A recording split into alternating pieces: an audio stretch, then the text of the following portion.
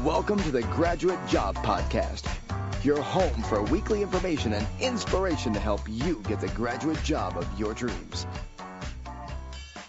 Welcome to the Graduate Job Podcast with your host, James Curran.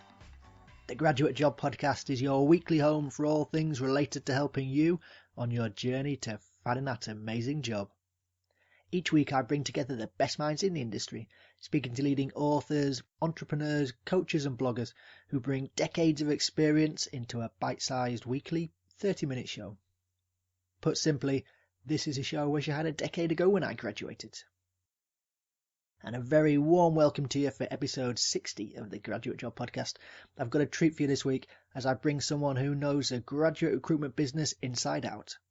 Sophie Milliken from Smart Resourcing Solutions. Sophie is a former graduate recruiter for John Lewis, the upmarket department store here in the UK, and she left to set up Smart Resourcing Solutions, where she now designs and runs graduate recruitment schemes for many of the big high street companies that many of you will be applying to. This insight means Sophie is ideally placed to spill the beans on exactly what you need to do to get that graduate job. We cover the ins and outs of the graduate recruitment process, looking at why only 3%, yes, 3% of people made it through the online application stage at John Lewis, and what you need to do to make sure that you're one of them. We cover psychometric testing, assessment centres, job interviews, group exercises, presentations. If it's involved in the process, we cover it. And we look at the top tips, insider secrets, and what you need to do to stand out from the crowd and get that job. If you're going to be applying for a graduate job anytime soon, then this is an episode you aren't going to want to miss. As always, all links to everything we discussed today with links and a full transcript are available right this very second over in the show notes at graduatejobpodcast.com/graduate recruitment. Now, before we start, a quick request from me. Your feedback helps me to create the episode you want to hear, so I've set up a super simple and very quick survey as I want the show to best serve your needs. It's got just 5 questions. It'll take you just a minute to do, so please check it out over at graduatejobpodcast.com/survey. I look forward to hearing your thoughts, but in the meantime, let's crack on with the show. Before we start though, I want to welcome today's sponsor, which is careergym.com. CareerGym is the #1 place for you to undertake all of your psychometric tests which you will face when you apply for a graduate job. You can practice verbal, numerical and abstract reasoning tests, all produced by experts and exactly the same as the ones you will see in the real tests. You can just practice them, or you could do them in exam mode under time pressure, and they come all with detailed explanations and solutions, and you can track your progress and see how you compare against your peers. I've been recommending the site for years to the clients I coach, and it comes very highly recommended. What's even better is if you use the code GJP, that's capital letters GJP for Graduate Job Podcast, you will get 20% off all of their tests. You can't say fairer than that. So head over to careergym.com, that's career and gym, G-Y-M, and use the code GJP to get 20% off and start practicing today. Now on with the show. I'm very pleased to welcome to the show today Sophie Milliken, former graduate recruiter at John Lewis and currently Operations Director at Smart Resourcing Solutions. Sophie, welcome to the Graduate Job Podcast. Hello, thank you for having me. So by way of introduction, Sophie, do you want to explain to listeners how you came to get started in graduate recruitment? Yes, well, I think like most people in graduate recruitment, it wasn't intentional. So I started on the John Lewis Retail Graduate Scheme straight from university. I won't tell you when, but a while back, and was based in the branch at Newcastle. So I spent a few years doing a variety of selling manager roles, and then I kind of fell into HR really, which I think most HR people would say is the same for them. Started really getting into coaching and developing people, then moved into the HR department, spent a few years there, and then was sent down to the head office in London on a secondment for 6 months, which was a bit of a classic manoeuvre where you never then came back. So I was at head office for the rest of my time at John Lewis, which I think was about 7 or 8 years. and sort of fell into the graduate recruitment role, which was a fantastic role actually. It was a really, really cool role, really enjoyed it, got to do lots of external networking, spent time working with the Association of Graduate Recruiters, so the other employers that are involved in that, and also out and about speaking to students and working with universities. So that was really cool. Also within that time, when I joined that department, we only had one graduate scheme and one summer placement scheme as it was then. And so I got the very cool role of being able to introduce new schemes in buying, merchandising, IT, and also all of the industrial placement schemes, and then also apprenticeship schemes as well. So it was a pretty cool job, actually. Really enjoyed it. Excellent, and we'll probably touch upon some of your experiences at John Lewis as we go through. And then you moved on to Smart Resourcing Solutions. Yeah. So basically, I knew that I really enjoyed working with graduates and all the stuff that I was doing with universities and employers. But by this point, I'd actually moved back to Newcastle and was commuting down to London, which was a bit crazy and very stressful at times when the good old rail service was hampered by snow or leaves on the line or whatever the latest the weather problem was. So that was kind of wearing me down a little bit, and I kind of got talking to Simon Pollard, who had a similar role that I had, but with HSBC, and he was commuting down from the north every week as well. And we got chatting through an association of graduate recruiters event, an AGR event, and just sort of thought, maybe we could sort of set something up. I mean, when I look back now, it seems a bit wild and crazy that we left our corporate careers to set up Smart Resourcing Solutions, but actually the timing was right for both of us, and we'll never look back really. We were able to talk to our colleagues on the AGR retail group and tell them what we were up to, and actually we had a couple of clients already lined up for when we started trading in September 2013. Excellent. And what is it that you do there? Okay, so what we do is we offer services to employers, universities and students, and because we work with each of those groups, it keeps our knowledge of each area fresh. So with employers, we can help them if they are either looking to set up from scratch or review an existing scheme that they have. So we can help them with the content and design of that. We also design their selection process, so the assessment materials that they might use at each stage of the process. And then also we offer a full delivery service, so we can do the application screening, telephone or video interviews, and also run the assessment centres as well, or just one element of that if that's what they want to do. And then with the universities, we have done a number of activities with career services, which are great because career services are clearly very enthusiastic about employability and about supporting the students. But where we've had the most success with universities has actually been where we've been able to work with course leaders and embed the employability learning within the curriculum. So we have a huge program that we run with Manchester Met University, and also we run something similar at the University of Hertfordshire, when we've been able to embed the employability activities into the curriculum for a couple of the faculties there, which is brilliant. And then the students will do a variety of activities and workshops as part of the module, and then they'll attend an assessment simulation event that we run at football stadiums. So we run it at the Etihad for the Manchester Vet students, and we use the Watford football ground for the Hertfordshire students. And that's really great fun because it adds a real sense of occasion to the event. You know, they're coming to this football stadium. It's all really exciting and a bit different, but also it does replicate the live environment where they would be going to an employer's head office, and it's a bit more formal and serious, which is great because it adds that real life aspect that they wouldn't have if they were doing something on campus.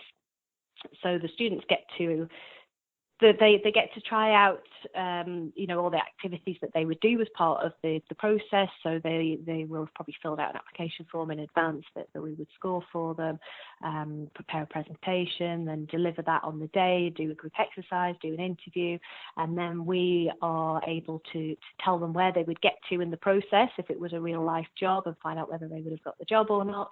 And then that allows them to sort of reflect on their development areas and refer back to either their course leader or ideally the career service, and get some support in the real life world.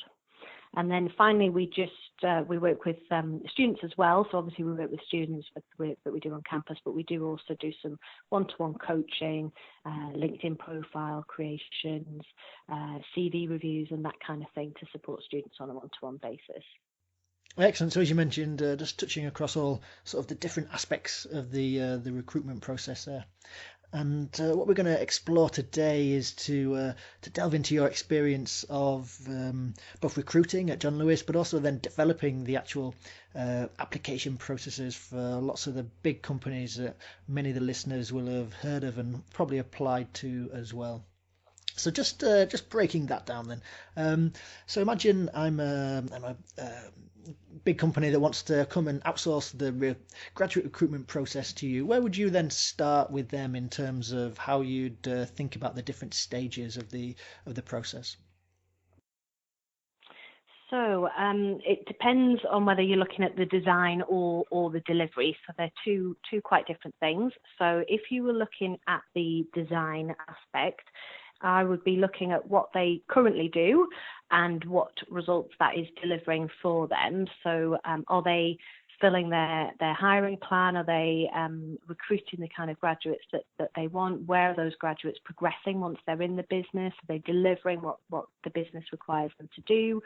Are graduates accepting their offers? What's their start rate like? Are they sort of reneging on the offers before they're due to start? Is that causing them problems? And then from that point, we would be working backwards to sort of identify which part of the process perhaps isn't delivering what they need. And we would then spend time with the business to speak to the senior stakeholders within the business, speak to high profile grads that are doing really well, that are, maybe a few years down the line, that are outperforming some of the peers. And we would be looking at the attributes that they have, and then thinking about how we could test them at each stage of the process. Mm-hmm. We have an occupational psychologist that supports us with this kind of activity, and that allows us to produce materials that are valid and reliable and fair to all the candidates that would apply for those roles. Yep. So sorry, go on. I was just thinking. So you mentioned there just around the percentage of offers that maybe people don't ultimately accept, or that some of the schemes might not be actually filling their places. Because it's weird to think about it from that point of view. Because often you hear about the thousands of people that apply. You just assume that every grad scheme is massively oversubscribed and they've got more than enough candidates at the desired standard that they're applying for the jobs. I mean, do you find that many schemes or many people in charge of the schemes are finding that they're not filling the places, or that a lot of candidates are turning down possible roles? Yeah, well, if you look at some of the things that come out from the likes of the AGR, where they talk about employers sort of not filling their vacancies, there are some quite shocking stats out there about people not filling their hiring plans. And I think it's a combination of things, really. I think it's partly that graduates are kind of hedging their bets a bit, so they're applying for a number of positions, which actually that's fair enough, and that's what I would expect. But perhaps they're not managing those offers that well. So it's around being honest and transparent with the employer to say, well, actually, I'm waiting to hear back from so-and-so, and I'll let you know by X date, and having an open dialogue with them. So actually an employer knows that potentially that candidate is going to go elsewhere, and actually they can have their own plan as well. Where that doesn't work out is if the candidate doesn't tell the employer until it's too late, until it's a week before the start date, or until they've let all the other candidates know they've been unsuccessful, for example, and it just sort of limits the opportunity there. So I think that's part of the problem, really, around sort of candidates managing their offers and managing that dialogue with employers. Mm-hmm. The other thing is potentially other on some programs that are quite hard to fill. I'm thinking things like IT, which seems to be a bit of a challenging area for a lot of employers, where they're looking for really well-rounded candidates that aren't just sort of offering the technical skills, but they have perhaps stakeholder management skills, leadership skills, and some of the skills that you might not typically associate with an IT graduate. Social skills. And the challenge. Yeah, that sounds bad, but I think that is what I'm hearing a lot of, to be honest. And in those situations, lots of companies are looking for lots of graduates with those skills, but actually there's quite a small pool of talent there, so they're all kind of looking for the same thing, and there isn't enough of them to go around. So that is still a challenge, in that there are some particular programs where there are shortages of great candidates for those roles. Mm-hmm. So breaking down then the different stages of the process as you create them, thinking then about the initial online application, do all companies that you work with, do they all go for a online application stage with the standard 5 to 8 questions where you've got 100 words or 200 words to shoehorn in a competency style written answer? Mm-hmm. Yeah, certainly all the clients that we have do take that approach, and I think that's pretty standard across large employers. There needs to be something there that they can look at initially to sort of have that first sift, and that is a common way of doing it, by having it online. It never used to be online when I was applying for things, but that's just the way it is now, and that tends to be the first stage for most employers. Where it's not might be where an employer uses online tests, and sometimes they'll have that stage before the application stage, but sometimes it will come directly after that stage, or you might have to submit both at the same time. Yeah, and with then the reviews of actually, they're getting thousands of these online applications in. Will someone actually sit and read them, or will there be maybe a first of just a sort of scanning tool just to check for like keywords, or that the grades are in place? I've heard that there are scanning tools, but I don't know of any employer that uses those. And actually, I hope that reassures graduates and students that are applying for jobs that they've spent hours and hours, ideally, sort of crafting their responses to sometimes to maybe attract the not, employer. maybe not. Well, we see real extremes. So there's you kind of see one end of the scale to another. But I know that candidates that do well in the process and get towards the end, get an offer or get to assessment centre, do spend a long time on it. And I would hate for them to think that there isn't anyone sort of looking at those applications. With all the clients that we work with, we have people that are sitting, actual humans looking at these applications and scoring them against criteria. So, that is the right way to do it. I'm not aware of anyone that is using these scanning tools, but I have heard that they exist. But I couldn't give you any examples of anyone using them. So I think that's a good thing, in that people are looking at those application forms. But with it being the stage where most people are actually unsuccessful, if you look at the numbers getting through to each stage, that is the stage where students need to be spending lots of time making sure that the answers they submit are really high quality and tailored to that particular employer. So, you mentioned there about the percentage of people who are unsuccessful. Back of fag packet calculation, we're talking 60-70% of people fall at this stage? Yeah, quite a bit. I mean, I suppose the easiest example for me to give you is probably from my John Lewis days. So I would have had around about 20,000 applications Wow. in sort of two or 3 months' time. Exactly, it's bonkers really when you think about it. So I'd get about 20,000 applications for around about 80 jobs. And we would put through, trying to think, maybe 600 out of those, 700 maybe. I mean, they're extreme numbers. John Lewis attracts a lot of candidates and don't have that many roles really in the grand scheme of things. You know, there's bigger employers for graduates who might take on hundreds and hundreds. Yep. So, you know, it's thinking about that. But, you know, what I would say is don't let those kind of stats put you off, because actually if you really want to work somewhere and you're really passionate and enthusiastic and excited about that company, then if you can craft your responses appropriately, that should come through. Yep. And it doesn't matter whether you're one of 20,000 applying for something or where you know you're applying for a role where the ratios are much smaller. Yep. So my ropey maths, that makes it 3%. So 3% of applications would get through after the online stage. But as you said, though, I mean, because people think about the raw numbers like that and think, oh wow, 20,000, that's so many, you know, how am I going to get in? But then they do forget, as I implied earlier, that, you know, a lot of people's applications are bad. And they don't put the time in, they don't put the effort in. So, you know, you can get rid of probably thousands of people who just don't meet the criteria, you know, thousands of people who don't spell check it and there's spelling mistakes in there, and, you know, thousands of people who do other really basic mistakes. So, I mean, immediately you're probably down to half. So it's, you know, the numbers are scary, but probably not as scary as you initially think. Yeah, I've seen some real shockers at application stage, which is quite entertaining at times. So, you know, we were doing a big screening contract for a large investment bank a couple of years ago, and their entry criteria was really high, as you might expect, something like 3 A's at A level, and they had to submit an application form and a CV as the first sort of stage of their process.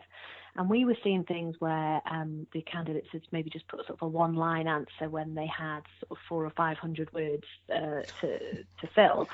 And you're thinking, well, come on, you're clearly bright. You've got all these amazing grades. You've got some fantastic interests and experience, all the things that you're looking for. But it's almost like you just thought, well, I meet the criteria. I'll not bother sort of selling myself because there's not going to be that much competition. And I often thought that those kind of candidates would actually be, obviously we would be rejecting them. And I often thought that would probably be the first experience they would ever have had of actually being unsuccessful at something, because clearly they were massively successful academically, but they just weren't sort of putting the effort in really. So that kind of surprised me. And then I've seen other applications where, again, you know, someone's just put sort of a one-line response, or like you said before, the spelling mistakes, or they've not answered the question, you know, all sorts of things. And sort of from speaking to students out on campus, you know, some of them will just say, you know, I grabbed the Times Top 100 book and I applied to everyone in there. Wow. As I've sent out 100 applications. And I say, well, what? Like, that's bonkers, because how much time can you devote to each of those applications, and how are you tailoring them, and how have you even decided, you know, who do you want to work for? What if they all offered you a job, which clearly they won't, because their applications won't be very good. But I always find that surprising. And then I've met students on the other end of the scale that have applied for maybe 3 or 4 roles, but actually spent ages on the application form. And I'm talking, you know, like 20 hours. I've had people tell me they've spent on an application form before, and only applied for 3 or 4. So they've probably spent a similar amount of time overall on it, but actually they've got through to assessment centre stage and perhaps been offered by all of those. Yep. So it's kind of thinking about which approach is best. And actually, if you did get through to interview stage for those 100 that you've done the sort of scattergun approach to, how are you going to genuinely sit there and be enthusiastic about all of those when they're all so different? I just can't see it. And then they would fall down at that stage if they've got there. Yeah, and that's completely agree, and that's the approach that I recommend to the clients that I coach is, you know, focus down to a maximum of 5, but if still think 5 is quite a lot, and you really put the effort in, because the question that was always a key one for me when I was on the other side doing the recruiting was why do you want to work here? And if you're applying to 100 companies in the Times Top 100, how can you answer that question well? Why do you want to work here? It's like, because you're in the Times Top 100 companies, and it was always an easy one to see. I've heard that response. It doesn't go down well. No. It was always an easy one just to separate the people who put the effort in and from those who hadn't put the effort in at all. But no, I completely agree there. And I agree. And also I did find you mentioned about some of the very bright academic candidates. You would find sometimes that candidates who academically sharp as a tack, Cambridge, Oxford, first from these sort of places, difficult degrees, and it was almost as if they were like, well, I've got a first from Oxford and Cambridge. What more do you need? I don't need anything else. There's no, I don't bother need to, have you not seen what I just put down? They wouldn't have the extracurricular stuff. They might, it wasn't well rounded, and as a result, they often wouldn't get through. Yes, I've seen that. Thinking about you mentioned about the criteria for the online applications. So how would you devise a criteria for these? I mean, is it just competency based, or are companies looking for maybe different and individually specific things per company? Well, there's a couple of different approaches really. So most large companies in particular have maybe a set of values or behaviours that they use as a business. So they probably use those as a performance management tool once employees are within the business. And they'll be used sort of in appraisal discussions and that sort of thing. But then also they tend to use them as a recruitment tool as well, because then that feeds through into that performance management process once they're in the role. So we would have a look at those and see whether they work for the role. We would look at what they'd be measured against in the role as well, and look for some matches, some synergy between those. If a client, for whatever reason, didn't have anything in place that they were using, then or they wanted to take a different approach, then we would be able to design them some competencies that they might want to use. We would do that from looking at the role that the graduates would be going into and doing some job evaluation around what that role looks like and what that role grows into over the years, and then kind of working back from that. Another thing that seems to be quite popular now is the strengths-based approach, which lots of employers are sort of getting on board with as well. So there's a couple of different options there, but really everything needs to hang from what the role is that they're going to be doing, and being able to measure something against that role, or measure potential that you're going to see from those graduates a few years down the line. I know there is a groan from candidates as you do have to populate these long competency based answers, but it's it's good to know that there is a reason for it, and it hopefully will be directly related to the role you're going for. So it all makes sense. So moving on then from the online application stage, you're one of the 3% who's put the work in and you've managed to get through. In terms of current fashions then for the graduate recruitment processes, does it tend to be through to telephone interview or face-to-face interview as the next stage, or maybe online tests? I think online tests tend to come at this point. So lots of employers are using online tests now to help with the volume issue. The best employers, in my opinion, are using ones that are bespoke to their organisation. So it's not just a sort of standard off-the-shelf package that isn't clearly related to the role. So it's more bespoke and related to the company, the values, and also the actual specifics of the role.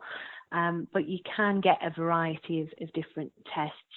You might have to just do one, you might have to do 2 or 3. I think I know someone that does 4. So they can be quite challenging.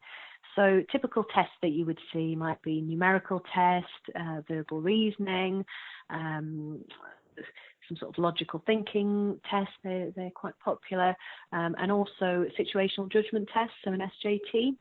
Yep. They're quite popular, and I quite like those because they tend to be bespoke to an organisation, because they've been profiled on current employees, and I quite like those because as a candidate, their experience of going through that test, it's a bit clearer as to why they're doing it, because they'll see a series of scenarios that they would find themselves in if they were successful in securing the role. Yep. And I think just from a sort of validation point of view, that is good for the candidates to be able to sort of at least understand why they're being asked to do that test, rather than doing a standard sort of maths type numerical test where perhaps that link isn't quite so clear.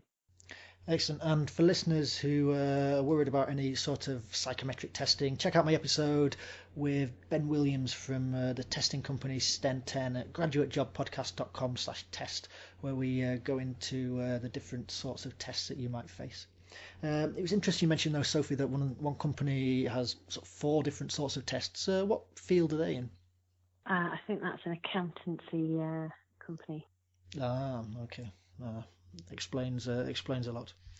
And again, from your thinking back to your John Lewis days, what sort of percentage would fall at this hurdle then? So if 600 people, say, made it into the testing phase, how many would you expect to make it through the other end?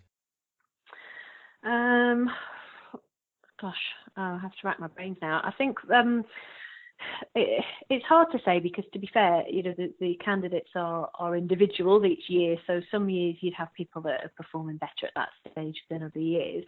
What I do remember is that the test where most people sort of struggled with, it tended to be the numerical test. Yep. Rather than the other ones, because they had the numerical test, a verbal reasoning test, and an SJT, and it did tend to be the numerical test that was the stumbling block. And I think I always feel really sorry for candidates when they fail at those sorts of stages, because it must be so frustrating to have got through sort of the online application where they've spent a long time, and then they sort of unsuccessful at a really short test stage.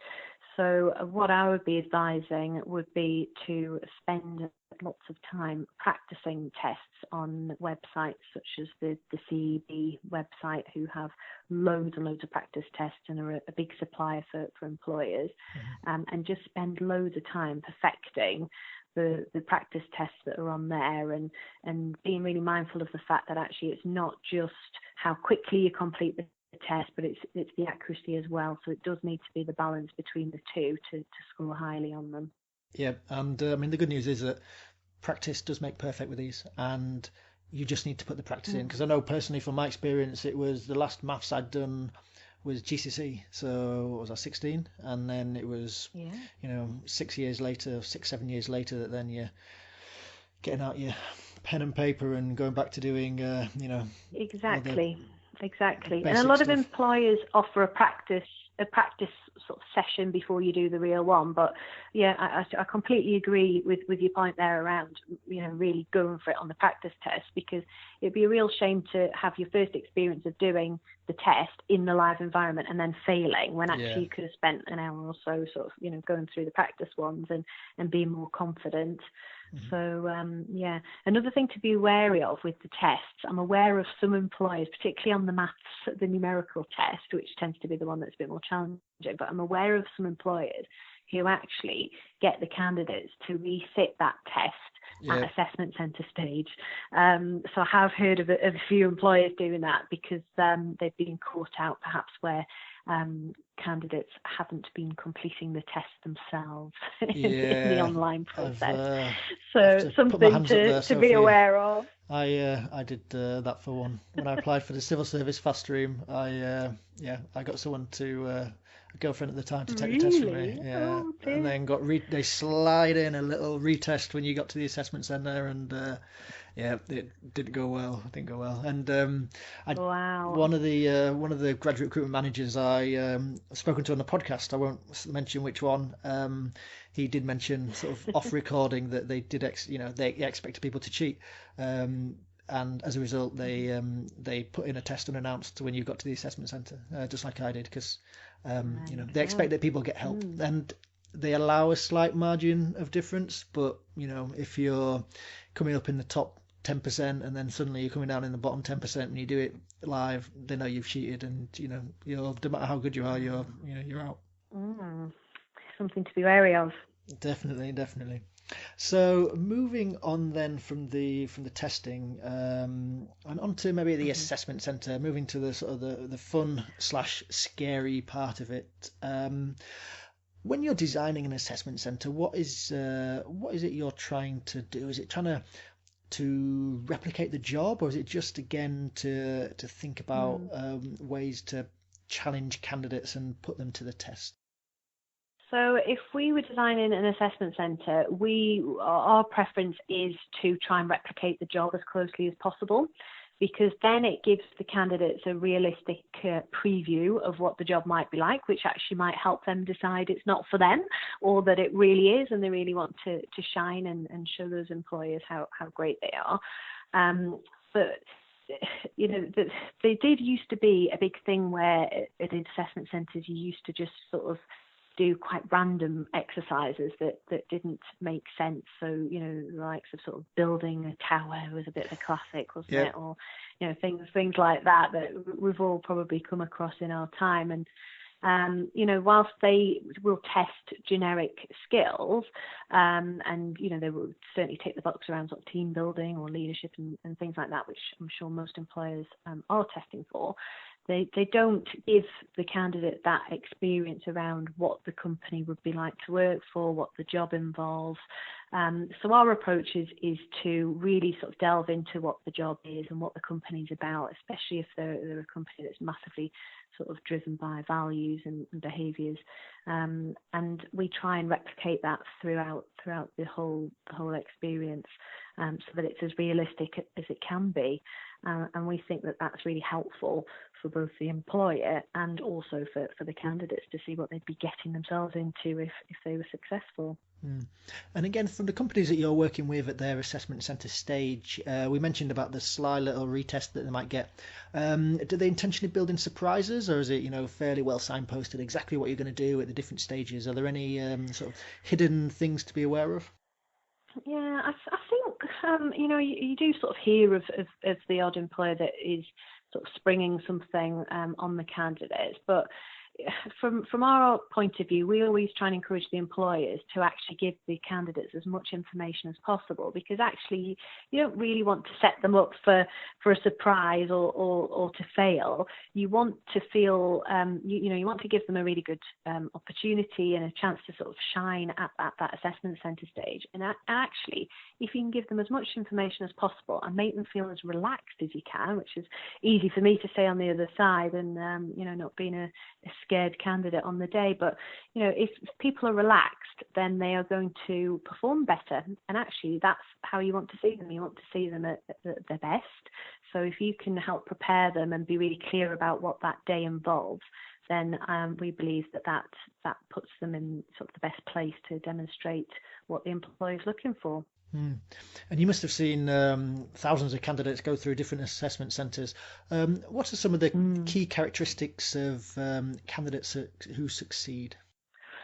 Well, I would say confident, which is always a bit of an unfair one sometimes, because they're so nervous in those situations, or they can be nervous. But confidence is clearly key. The big thing for me that I've always looked for at assessment centre is actually passion and enthusiasm, particularly at a graduate level where an employer isn't expecting them to be a technical expert. Yes, they might have studied a degree that is relevant for the role they've applied for, although actually on a lot of graduate schemes, it doesn't matter, what they've studied as long as they've got that qualification. So for me, it's more about their personality and the behaviours that they demonstrate, because if you've got those, you can teach the rest when they're on the programme. That's what the programme's designed to do. It's designed to give them the technical side of the role. So for me, it's definitely that passion and enthusiasm. And the way that they can demonstrate that is by only applying for a few in the first place, so they know who they want to apply to and they're genuinely enthusiastic about it. And it's things like doing the research into the company, finding out what the values of that business are, speaking to people that work there if there's an opportunity to do that, and finding out what they love about the place. And by being genuinely enthusiastic about a company, it's so infectious. There's been people that I've really sort of willed on at assessment centre because I've seen that enthusiasm from them, and I've wanted to take them on. So for me, it's something that you can't train that. You've either you've got that or you haven't, and that's why I would really encourage students to only apply for places that they're genuinely excited about. Yep, no, I completely agree, and it goes back to the earlier point I made about why do you want to work there? If you are actually enthusiastic and want to work somewhere and you're excited about working there, then that just shines through, and you're more likely to stand out from the crowd. Completely. So flipping that on its head, then. How do people tend to let themselves down at assessment centres and the different stages within the assessment centre? So there's some classics, really, isn't there? So there's the candidate that literally doesn't speak in a group exercise and doesn't say anything. I once observed a candidate, it was quite a long time ago now, who is part of a group exercise, and he had taken on the role of timekeeper in the group exercise, which is an important role. But then he had 2 watches, which was a bit random. I don't know why he had 2 watches. So he had them out in front of him, and he kept looking at them and sort of writing a few notes and things, but he literally never said anything at all in the whole exercise. And I had to give him some one-to-one feedback, because this was an assessment centre where we told them on the day that when they hadn't been successful, which was a bit X-factory, and I had to sort of give him some feedback, and I said to him, do you know that you literally did not say anything in the whole group exercise? You were clearly giving some non-verbal cues around the fact that you were concentrating on the time, which was great, but you just didn't do anything with it, and you didn't say anything. And he actually hadn't even realised that was the case, which wow. I thought was quite interesting. Yeah, interesting. So I mean, that was extreme, but you do get lots of group activities where the quiet person that doesn't sort of contribute, or they make the odd comment, but actually it's just kind of agreeing with someone else or repeating something that's been said. Also, perhaps someone that kind of is the other extreme and can't stop talking, but at the expense of everyone else, and isn't saying anything that's adding value or sort of helping the team achieve their goal, and is just kind of cutting across everyone or undermining people or causing unnecessary conflict. It's good to have a bit of conflict within the group to see how people handle it, but you can see it being sort of overly aggressive and not kind of the right tone. So I've seen that. Something else that I see is where candidates are just totally in shock almost all the way through the day, and they're just massively unprepared. And I often think maybe quite often it is because it's their first experience of an assessment centre. And in that case, they could have taken advantage of things that the career service at their university are running, to have a bit of a practice of these things so that they know what to expect. Because if their first experience of an assessment centre is actually in the live environment, then it's unlikely that they're going to be sort of a complete natural straight away. So I think taking advantage of those things, but also sort of following on from that, candidates that have had a bad exercise and then they let that affect them for the rest of the day. So you can get away with kind of maybe having an exercise where you haven't done so well if you can then up your game for the rest of the day. I saw a girl once in a group exercise who it went so badly, like they didn't achieve their goal, and it did go really, really badly. But actually there was a couple of candidates within that group exercise that performed really well. So sometimes it's actually quite often not about the result, it's about how they work together and the discussions that they have whilst they're trying to achieve the goal. But this girl had been completely sort of blindsided by the fact that they hadn't really got anywhere with it, and she just disappeared. I think it was before lunch, and she sort of disappeared, and I went to look for her, and I found her outside, crying outside on the phone to her mum, and asking her mum to come and collect her. And I thought, I really felt sorry for her, and I gave her a bit of a pep talk and said, look, come on, it's one exercise, and still got the rest of the day. Obviously, if you want to go home, you can, but I think it would be a shame because, even if you're not successful today, at least you've then had experience of the other activities, and, you'll get the feedback from those, and you'll be able to apply that to something else. And she did come back in, actually, to be fair, and finish the day. But it's just kind of holding it together and just putting the bad exercise behind you and sort of giving everything to each exercise, really. Yeah, often it's, as you said, all practice, but in the heat of the moment, it's often easier said than done. I know in interviews where it's not gone so well, and especially if it doesn't go, you're thrown by a few questions at the beginning, then you can really easily just lose your track because you're thinking, oh no, I didn't answer that very well, or and your brain's sort of worrying about the past instead of looking forward to the next question. So it's it can be easily done. So thinking about, as you mentioned, about the weighting for the different assessment aspects of the assessment centre, in your experience, are they all weighted equally, or is there more weighting given to maybe the group exercise or the interview, or does it just depend on the company and what's more important for them? Yeah, it does just depend on the company. I mean, some people weight an interview more heavily than sort of group exercises or other exercises. My view would always be to look at what you're assessing against and make sure that you're assessing those as evenly as possible, and that you're giving equal weighting to each exercise, because that's the fairest way of doing it. But one employer might decide that a particular competency is more important than others, and would weight that more highly. So wherever that sits in whichever activity, automatically sort of scores more points, if you like. But I think the even approach is more common. And when you train assessors to assess at assessment centres, what is the key criteria that you're getting them to look for, or again, does it just depend on the different companies? Yeah. Well, if when we're training assessors who are going to be assessing at assessment centres, we would be trying to encourage them to think about how they relax the candidates. So, in years gone by, it would be very much about being poker face and being very serious, or not making eye contact with the candidates and things like that, which, in my opinion, doesn't actually help a great deal in terms of relaxing them and making them sort of feel like they can be themselves as much as possible in that situation. So we try and encourage them to add a bit more of a human touch to it, to maybe talk about themselves, introduce themselves at the beginning of the day, try and sort of encourage candidates whilst also sort of not giving anyone an unfair advantage, because obviously they don't want to do that. And then in terms of assessing them, giving them information for the day, we'd be making sure that they're really clear about what the exercises are, understanding what good looks like for each exercise or activity, and making sure that they're really clear around the scoring and how that works, and the level of feedback detail that we need, because we need to make sure we've got enough feedback to justify the scoring, but also to be able to provide some feedback for candidates that request it. Mm-hmm.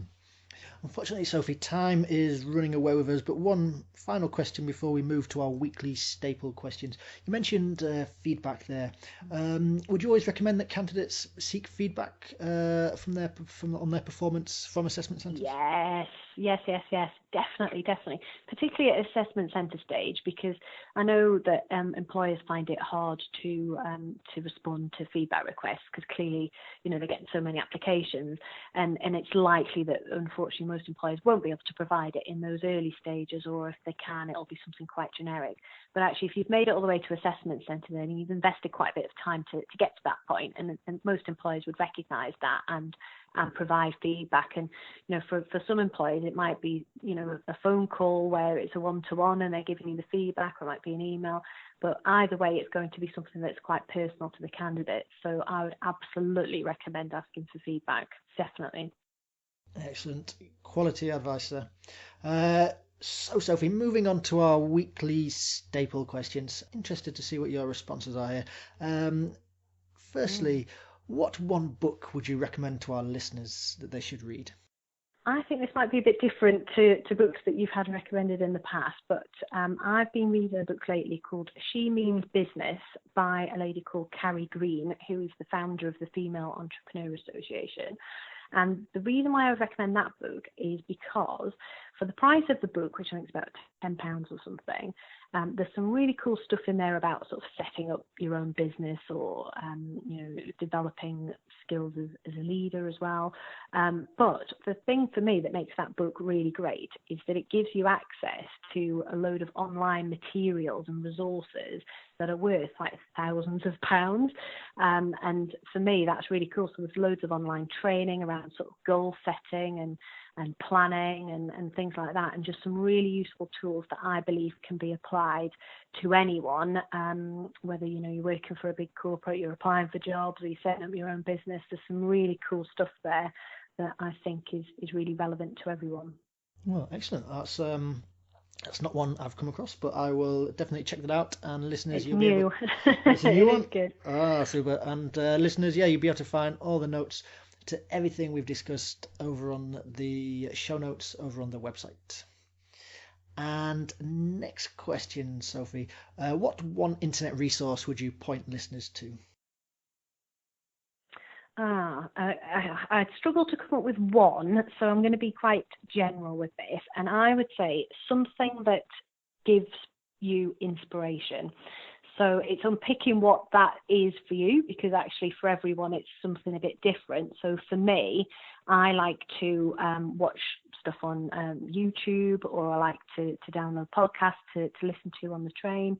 But there's just so much out there that is free and is really inspiring and motivating. And I would be pointing listeners to find out what it is that floats their boat and making use of all this brilliant free information that's out there. Quality advice again, and podcast wise, we've got 57 episodes to date that of brilliant inspirational information. So make sure you check out those on the Graduate Job podcast.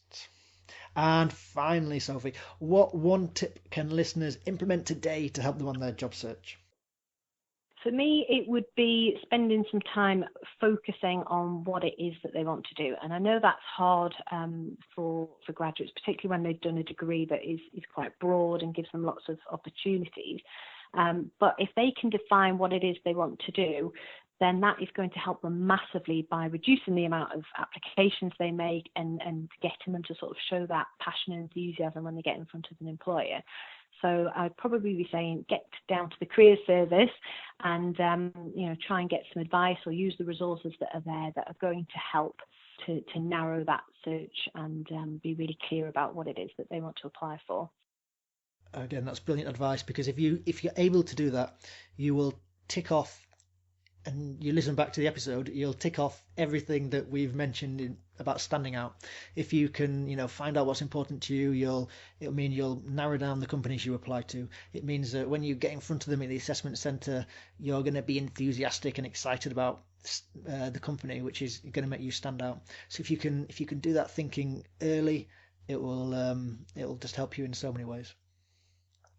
Sophie, it's been a pleasure having you on the show. What is the best way for people to get in touch with you and Smart Resourcing Solutions?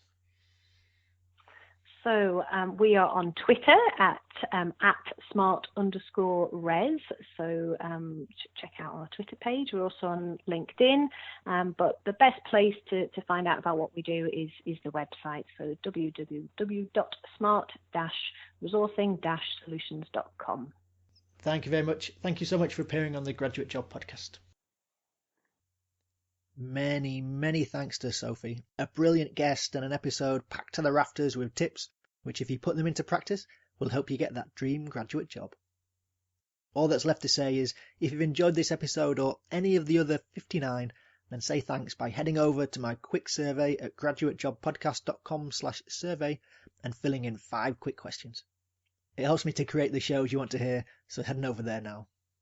And from all you thousands of listeners last week, no one did it, so shame on you, and pull your finger out and get over there now. And next week we've got a very special guest, me. And since we're heading into the results time of year, we're exploring a topic many of you hope you don't have to worry about how to get a job with a 2-2 degree.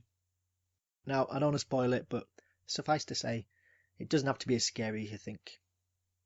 So there you go. Episode 60 is done. I hope you enjoyed the episode today, but more importantly, hope you use it and apply it. See you next week.